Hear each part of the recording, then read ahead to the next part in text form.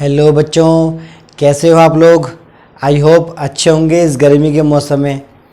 बच्चों, chapter number first physical world के बाद आज हम शुरू करेंगे chapter number 2 unit and measurements. ठीक है, यहाँ से आपका सिलेबस रियल में स्टार्ट होता है। आपको मैंने पिछले वीडियो में बताया था, लास्ट वीडियो के अंदर, कि आपका चैप्टर फर्स्ट क्या है, जस्ट इंट्रो पार्ट है। ठीक है, तो जितने भी न्यूमेरिकल्स या जितने भी कंसेप्ट शुरू होंगे वो शुरू यहाँ से होंगे। ठीक है, देखिए chapter number 2 units and measurement. अब इसमें देखो बच्चों, हमें करना क्या है, ध्यान दीजिए। भाई साइंस है, हम पढ़ रहे हैं फिजिक्स। ठीक है, तो फिजिक्स में बहुत सारी क्या आती है, टर्म्स आती है। क्या आती है, टर्म्स, जैसे फोर्स कैपिटल एफ।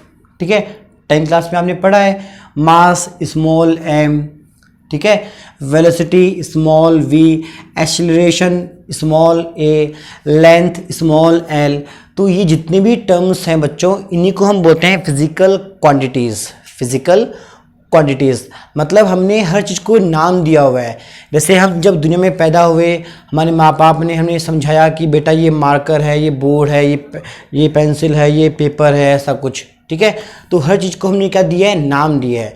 ऐसे ही बच्चों, साइंस के लॉज को समझने के लिए, फिजिक्स के कंसेप्ट को समझने के लिए हमने चीज़ों को नाम दिया है। ठीक है, तो देखिए हम जो पढ़ेंगे फर्स्ट टॉपिक, वो हमारा होता है फिजिकल क्वांटिटीज़। Physical quantities. ठीक है, अब इसको हम डिफाइन कैसे करेंगे। एग्जाम्पल तो आपको समझ में आ गया कि फोर्स, मास, वेलोसिटी, एक्सीलरेशन और ये क्या है, लेंथ है, आ गया। लेकिन इसको हम डिफाइन कैसे करेंगे, ध्यान दीजिए। These are the specific terms हो गया, which are used to understand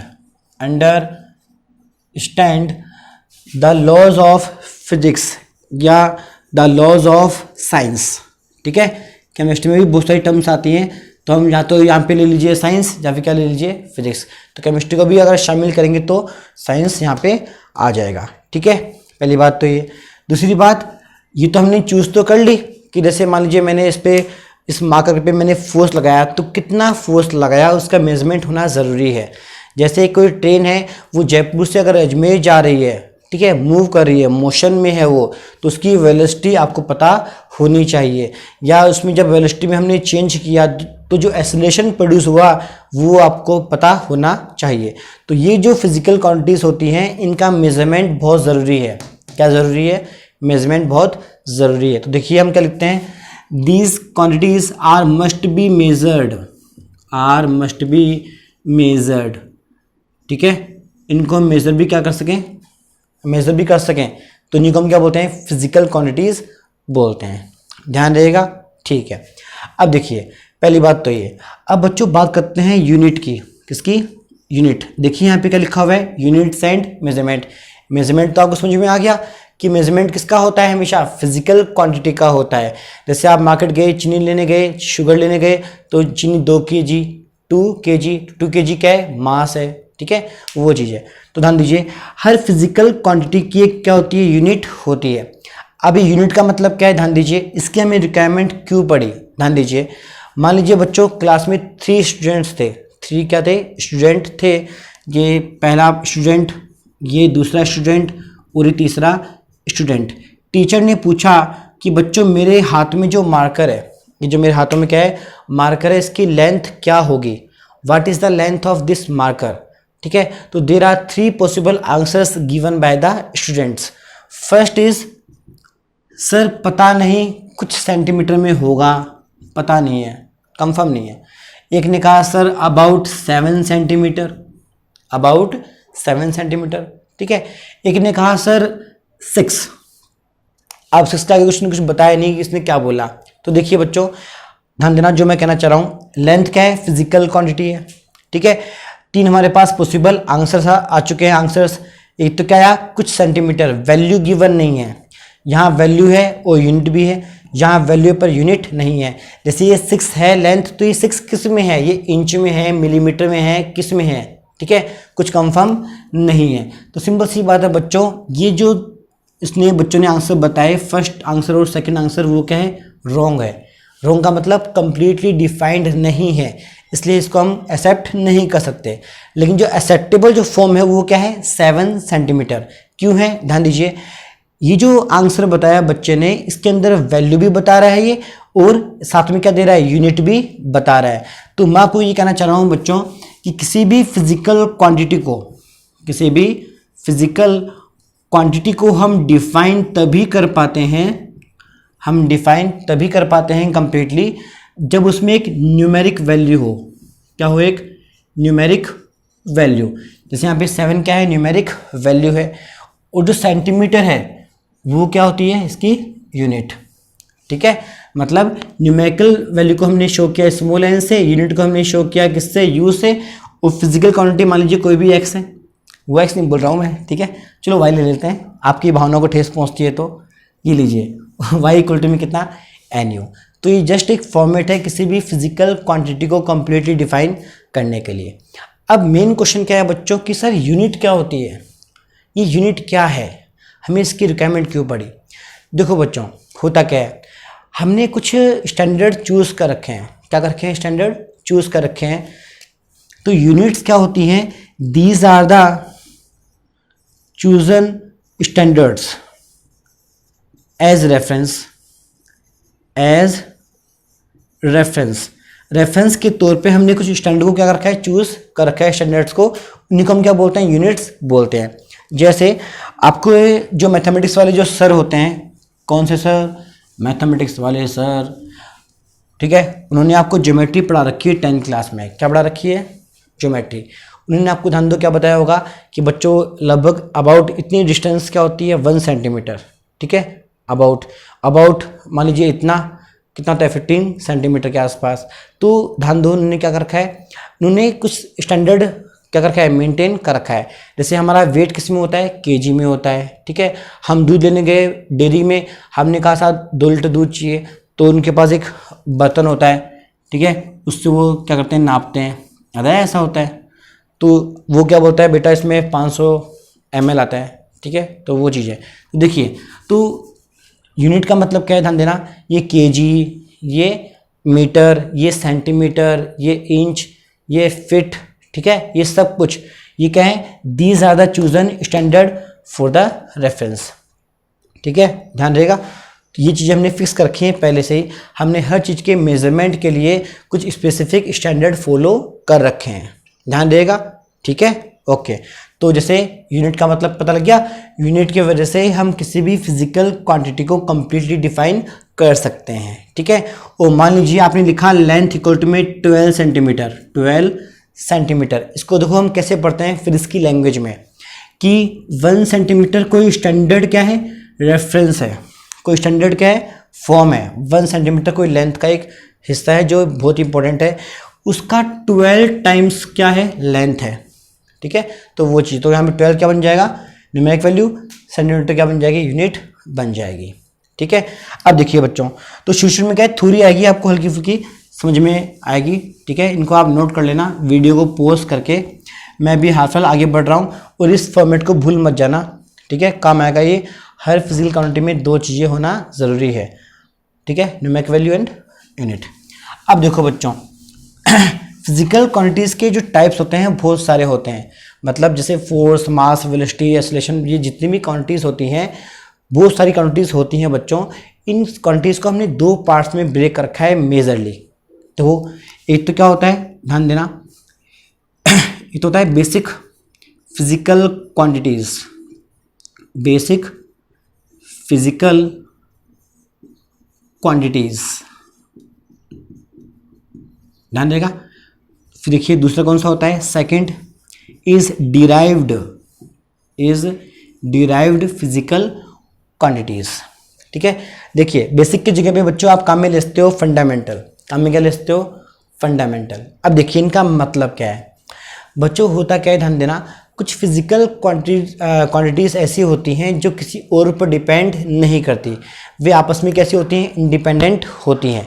ठीक है, जैसे मान लीजिए किसी बॉडी का जो, किसी ऑब्जेक्ट का जो मास है, क्या है, मास, वो किसी और चीज़ पर डिपेंड नहीं करता। ठीक है, किसी बॉडी या किसी ऑब्जेक्ट की जो लेंथ होती है वो भी किसी और चीज़ पर डिपेंड नहीं करती।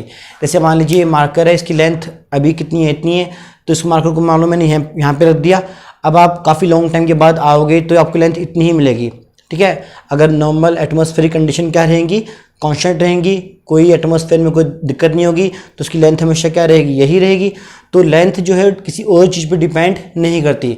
जैसे मान लीजिए अभी सुबह 9 बजे आपने इसको रखा था, 9 AM पे आपने इसको रखा टेबल के ऊपर, तो कभी देखा है 10 बजे के आसपास की लेंथ छोटी हो जाए, या फिर दोपहर में 12 बजे के बाद गर्मी की वजह से एकदम से सिकुड़ जाए, एकदम इतनी सी हो जाए लेंथ, या फिर फैल जाए, ऐसा होता है क्या, नहीं ना।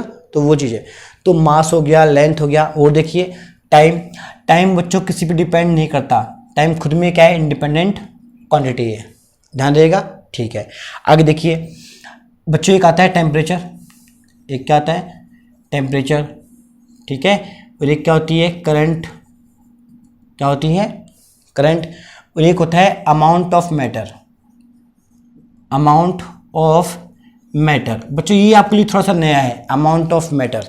देखिए करंट तो आप पढ़ चुके हैं 10th क्लास में, टेम्परेचर भी आपको पता होता है, ये आपने कभी नहीं पढ़ा होगा अमाउंट ऑफ मैटर। ये केमिस्ट्री में आप पढ़ोगे, केमिस्ट्री में एक नंबर आप पढ़ोगे, आवोगाद्रो नंबर, आवोगाद्रो नंबर, जो नंबर ऑफ मोल्स के लिए क्या होता है, यूज़ होता है। ठीक है, नंबर ऑफ मोल्स को हम डिटेल में बाद में पढ़ेंगे, अभी हाफ फिलहाल समझ जाइए आप कि amount of matter, amount of matter क्या है, एक बेसिक फिजिकल क्वांटिटी है, ध्यान देगा। एक देखिए एक टर्म और होती है जो एकदम नई है, इसको हम बोलते हैं ल्यूमिनस इंटेंसिटी, ल्यूमिनस इंटेंसिटी। इसको भी बच्चों हम डिटेल में पढ़ेंगे बाद में, आपको मैं डीप में पढ़ाऊंगा, लेकिन अभी हाल फिलहाल ध्यान दीजिए। जैसे आपने 10th क्लास में पढ़ा था डिस्पर्जन, क्या पढ़ा था, डिस्पर्जन, मिक्सिंग ऑफ 7 कलर्स, याद आया। जैसे मान लीजिए मेरे पास ये सनलाइट है, सनलाइट से जो लाइट निकलती है वो क्या होती है, वाइट लाइट, क्या होती है, वाइट लाइट। तो आपने पढ़ा होगा प्रिज्म में, आप मान लो आपने यहाँ पे रखा, तो ये 7 कलर का जो मिक्सचर है उसमें 7 कलर की रेज आपको क्या होती है, नज़र आती है। ठीक है, तो उसका हमने नाम क्या दिया था, डिस्पर्जन। ठीक है, तो बच्चों हमेशा लाइफ में ध्यान रखना। अभी इन शॉर्ट, जब कभी कोई लाइट सोर्स मोनोक्रोमेटिक हो, क्या हो, मोनोक्रोमेटिक होता है, मोनोक्रोमेटिक होता है, तो उसकी इंटेंसिटी को हम मेज़र किस में करते हैं, ल्यूमिनस इंटेंसिटी में करते हैं। ठीक है, जैसे मान लीजिए मेरे पास कोई लट्टू है, वो कैसा है, रेड कलर का है, तो जब उसको अपन ऑन करेंगे तो उससे रेड लाइट निकलेगी। तो जो लाइट है, रेड लाइट, वो कैसी है, मोनोक्रोमेटिक है, सिंगल कलर की बनी हुई है। तो ऐसे सोर्सेस की इंटेंसिटी को हम मेज़र किस में करते हैं, ल्यूमिनस इंटेंसिटी की फॉर्म में करते हैं, ध्यान देगा। डिटेल में हम पढ़ेंगे बाद में, ये अभी जस्ट थोड़ा सा भी बेसिक है। ठीक है, अब देखिए बेसिक फिजिकल क्वांटिटीज समझ में आ गया। The physical quantities which don't depend on other physical quantities and these quantities are 7। कितनी होती है ये पूरी मिला के, 7 होती है। देखिए first is mass, second is length, third is time, fourth is temperature, fifth is current, sixth is amount of matter and seventh is luminous intensity. ध्यान देगा। अब बच्चों ध्यान देना, इन 7 फिजिकल क्वांटिटीज के अलावा जो कुछ भी हम पढ़ते हैं फिजिकल क्वांटिटीज में, जैसे स्पीड, ठीक है, फोर्स, ध्यान देना, स्पीड, फोर्स, वेलोसिटी, प्रेशर, ठीक है, ये सब इन 7 के अलावा जो कुछ भी हम पढ़ेंगे फ्यूचर में फिजिक्स के अंदर, वे सभी क्या होती हैं, डिराइव्ड फिजिकल क्वांटिटीज होती हैं। अब इसका मतलब क्या है, ध्यान दीजिए, वे फिजिकल क्वांटिटीज जो किसी दूसरी फिजिकल क्वांटिटी पे डिपेंड करे डायरेक्टली और indirectly are known as derived physical quantities. मैं दोबारा बोला हूं, ध्यान देना, the physical quantities which depend on other physical quantities directly or indirectly are known as derived physical quantities। अब आप सोच रहे हो सर कैसे, ध्यान दो, ये स्पीड है, स्पीड का फॉर्मूला आपने पढ़ा है, क्या होता है? डिस्टेंस अपॉन में टाइम, डिस्टेंस अपॉन में टाइम। तो डिस्टेंस क्या है? लेंथ है, टाइम पता है आपको। तो देखिए स्पीड मेरे पास एक क्या है? फिजिकल क्वांटिटी है जो डिपेंड किस पे कर रही है? डिस्टेंस पे। डिस्टेंस का मतलब लेंथ। टाइम भी कैसा है? बेसिक है। तो इसीलिए स्पीड को हम क्या बोलते हैं? It is the derived physical quantity. और चेक कर लीजिए, फोर्स है, फोर्स हम क्या पढ़ते हैं? Force equal to M into acceleration, mass into acceleration. तो फोर्स डिपेंड किस पे करता है? मास पे करता है, ठीक है। तो फोर्स भी क्या हो जाएगा? डिराइव्ड फिजिकल क्वांटिटीज हो जाएगा, ठीक है। तो बच्चों आप इन शॉर्ट आप ध्यान रखिए लाइफ में इन 7 फिजिकल क्वांटिटीज को छोड़कर, ठीक है, जो भी क्वांटिटीज होती हैं उन सबको हम क्या बोलते हैं? डिराइव्ड फिजिकल क्वांटिटीज बोलते हैं, ठीक है, ध्यान रहेगा, ठीक है। अब इसमें ना एक बात और ध्यान रखना, एंगल जो होते हैं क्या होते हैं? एंगल ये आपको मैं पढ़ाऊंगा नेक्स्ट वीडियो के अंदर। एंगल को हमने 2 पार्ट्स में स्टडी कर रखा है। एक का नाम होता है प्लेन एंगल। कौन सा एंगल? Plane angle. हम पढ़ेंगे बाद में, टेंशन मत लो आप, बिल्कुल भी टेंशन मत लो, हम पढ़ेंगे अब इसको नेक्स्ट वीडियो के अंदर। Plane angle. और ये क्या होता है? Solid angle. क्या होता है? Solid angle. इन दोनों एंगल्स की जो टाइप्स हैं, जो किस में आते हैं? आमतौर पे एंगल में ही आते हैं। ये एंगल भी किस में काउंट होता है? बेसिक फिजिकल क्वांटिटीज में ही क्या होता है? काउंट होता है। एक्स्ट्रा। एक्स्ट्रा का मतलब सप्लीमेंट्री, ठीक है। तो आप ऐसा मानते हैं बच्चों कि बेसिक फिजिकल क्वांटिटीज कितनी होती है? 7 होती है, जिनमें एक्स्ट्रा कितनी होती है? ओनली 2 होती है, plane angle and solid angle. इनको हम डीप में पढ़ेंगे नेक्स्ट वीडियो में, ठीक है बच्चों। तो वेट कीजिए नेक्स्ट वीडियो का। बच्चों आपको इस वीडियो के बाद हम जो भी क्वेश्चन करेंगे, टॉपिक्स करेंगे नेक्स्ट टॉपिक्स के अंदर, आपको मैं पहले कराऊंगा बुक के क्वेश्चंस, बाद में हम करेंगे नीट के क्वेश्चंस, फिर हम करेंगे आईआईटी और जेईई के क्वेश्चंस। आपको हर एक वीडियो लेक्चर में जो न्यूमेरिकल मिलेंगे वो आपको एक सीक्वेंस में मिलेंगे, पहले स्कूलिंग के बेसिस के ऊपर, फिर नीट के बेसिस के ऊपर, फिर जेईई के बेसिस के ऊपर, ठीक है बच्चों। तो वीडियो अगर आपको अच्छा लगे तो लाइक शेयर सब्सक्राइब करना ना भूलें, ठीक है।